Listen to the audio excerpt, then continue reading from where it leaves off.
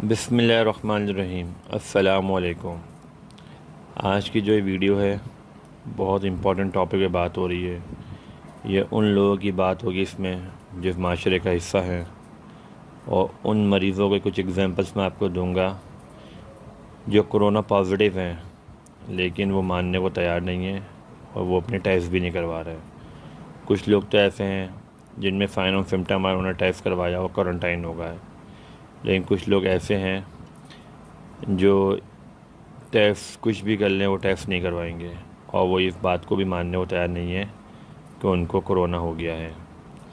तो अगली 4 videos part 1, part 2, part 3, part 4 इन्हीं टॉपिक्स के ऊपर है। पहले मैं आपको कुछ एग्जांपल देता हूँ कि कैसे कैसे पेशेंट्स पाए जाते हैं और वो कितनी होशियारी से अपने साइन एंड सिम्टम छुपाते हैं। मेरे बहुत पुराना पेशेंट है जो मेरे पास आया, उसको फीवर था, गला ख़राब था। तो शुरू में तो हम एक जनरल एंटीबायोटिक्स वो दे दी जाती हैं, लेकिन बाद में उसकी तबीयत ख़राब होना शुरू हुई। फिर वो मेरे पास नहीं आया, वो मेरे फ़ोन में कांटेक्ट में रहा, और जब भी उसका फ़ोन आता वो मुसलसल खांस रहा था। मैं उससे बोलूँ कि भाई आपको खांसी हो रही है? नहीं डॉक्टर साहब, वो मैंने अभी खट्टा आम खा लिया है इसलिए खांसी हो रही है।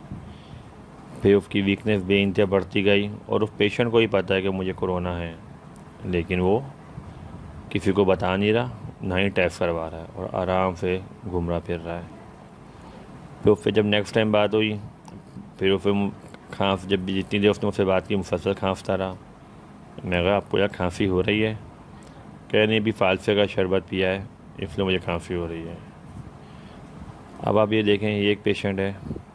दूसरा पेशेंट का मैं आपको बताता हूँ कि एक ऐसा पेशेंट था कि जिनकी वाइफ को 20 दिन से बुखार था।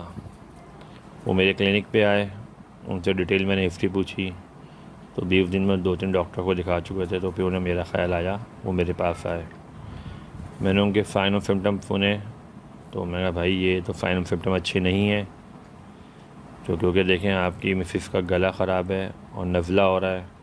कह रहे डॉक्टर साहब ये तो मौसम ही आजकल ऐसा चल रहा है, सबके गला ख़राब और नज़ला हो रहा है। उनके हस्बैंड ने मुझे जवाब दिया। मैं कहा देखें आपकी मिसेस को कमज़ोरी और वीकनेस इतनी फ़ील हो रही है और कह रही चला भी नहीं जा रहा। जो कोरोना का मेन सिम्टम है कि शदीद कमज़ोरी और वीकनेस। कह रहे हैं वो तो आजकल गर्मी बहुत पड़ रही है ना, पसीना ज़्यादा आ रहा है इसलिए कमज़ोरी फ़ील हो रही है। तो मैं कहा इनके जोड़ों में भी दर्द हो रहा है? तो कह रहा है ये तो इनको 20 साल से ही होता है। मतलब पेशेंट की उम्र होगी 30 या 32 साल। तो मैं कहा अच्छा, मतलब हर मेरी बताने वाले साइन और सिम्टम को कहीं ना कहीं सेट कर रहा था। मैं कहा अच्छा, जो इनका सांस फूल रहा है, बोलनी 4 दिन से उनका सांस फूल रहा है, तो इसको तुम कहाँ एडजस्ट करोगे? कह रहा है इसीलिए तो मैं आपके पास आया हूँ कि आप बताएं इनका सांस क्यों फूल रहा है। उसको मैंने बहुत समझाया, तो वो एंड में कहता है डॉक्टर साहब मैं आपको यकीन से लिख दूँ कि मेरी बीवी को कोरोना नहीं है। मैं कहा तुम्हें इतना यकीन कैसे है? कह रहे मैं कह रहा हूँ ना कि मुझे यकीन है कि कोरोना नहीं है। तो मैं कहा मतलब मकसद है कोरोना होगा तो बेल बजा के आएगा या घंटी बजा के आएगा मैं आ गया हूँ। मैं कहा भाई इतनी तबीयत इनकी ख़राब हो रही है, तुम एक टेस्ट करवा लो। क्या नहीं नहीं डॉक्टर टेस्ट तो मैं नहीं करवाऊँगा, आप टाइफाइड का लिख दें, कैल्शियम का लिख दें, विटामिन D3 का लिख दें। मतलब पढ़े लिखे लोग हैं, सब पता है उनको, वो मुझे टेस्ट के नाम बता रहे हैं, लेकिन कोरोना का नहीं कराऊँगा मैं कहा अच्छा टेस्ट करवा लोगे तो क्या होगा? नहीं डॉक्टर साहब ये बर्दाश्त ही नहीं कर पाएगी, अगर कोई भी रिपोर्ट आ गई पॉजिटिव या जो भी आया तो मैं आपको यकीन से कर रहा हूँ बर्दाश्त नहीं कर पाएगी। तो मैं कहा भाई अगर तुम टेस्ट नहीं करवा रहा है, आगे जाकर तबीयत मज़ीद ख़राब हो गई तो फिर क्या करोगे? कह नहीं मैं आपको बता रहा हूँ मैं कोरोना नहीं है। वो पेशेंट नहीं माना, और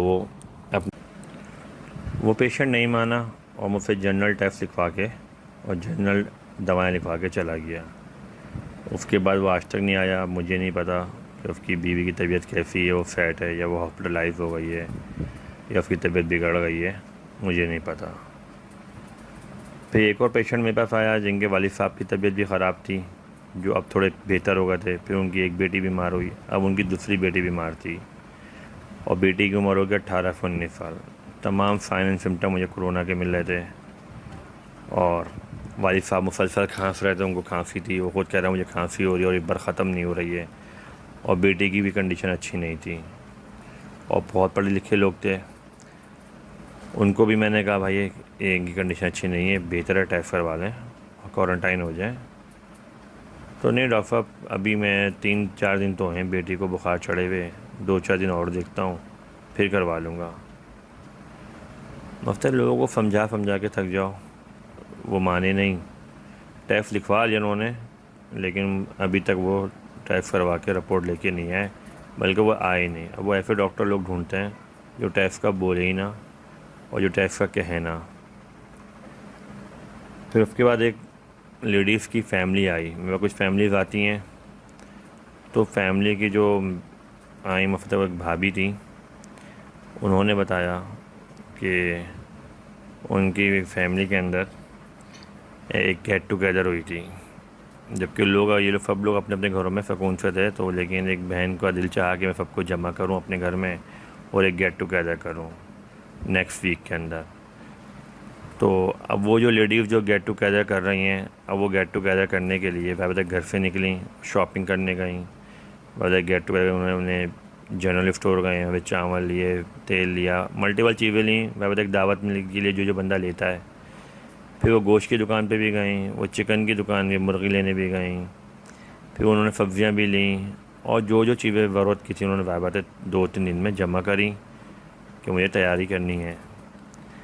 और इसी दौरान उनकी तबीयत ख़राब हो गई। जब वो इतना जब घर से बाहर निकली तो मल्टीपल लोगों से उनका कांटेक्ट रहा।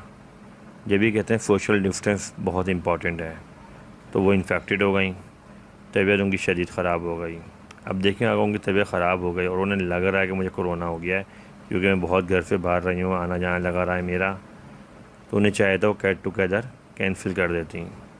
उन्होंने वो कैंसिल नहीं की और 2-4 दिन में जब वो थोड़ा सेटल हो गई, उन्होंने अपने घर में दावत रख ली।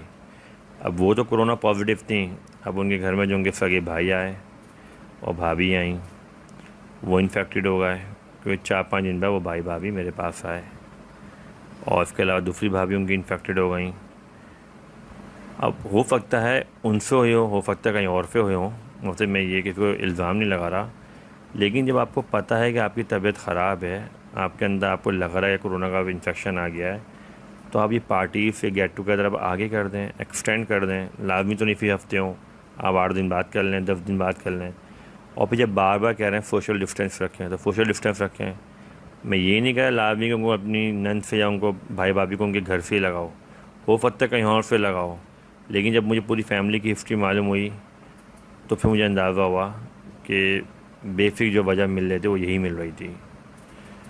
तो और आखिर में मैं एक आखिरी कपल की डिटेल बताऊंगा, जो एक हस्बैंड और वाइफ थे, जो मेरे बहुत पुराने पेशेंट हैं और जो मुझसे टेलीफोन पे भी मेडिसिन लेते हैं और क्लिनिक भी आते हैं।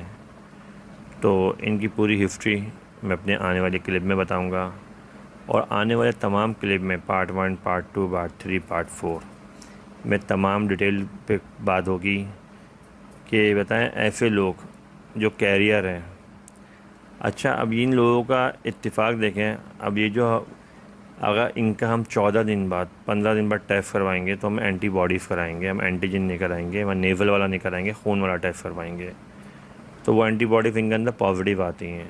एंटीबॉडीज़ का मतलब ये है कि कोरोना के ख़िलाफ़ जो इम्यूनिटी है, जो आपकी बॉडी डेवलप करती है, उन्हें एंटीबॉडी कहती है। कोरोना के ख़िलाफ़ जो इम्यूनिटी डेवलप होती है ना, मतलब समझें आपकी बॉडी में कोरोना आ गया है, उसके ख़िलाफ़ जो हमारी क़ुव्वत मदाफ़त डेवलप होगी, तो उनको एंटीबॉडीज़ कहते हैं।